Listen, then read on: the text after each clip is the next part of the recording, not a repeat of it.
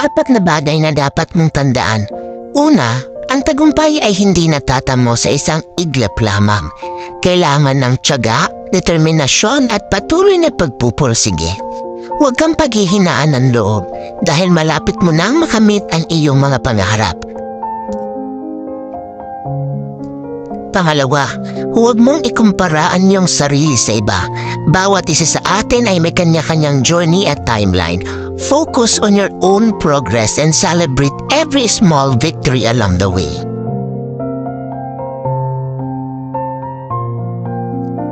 Pangatlo, bawat pagkakamali ay isang oportunidad para matuto at bumangon ng mas malakas. Huwag kang matakot magkamali. Dahil bawat pagkakamali ay lumalapit ka sa iyong mga tagumpay at pangarap. Pang-apat at ang pinakahuli, ang pinakamalaking hadlang sa iyong tagumpay ay ang iyong sarili.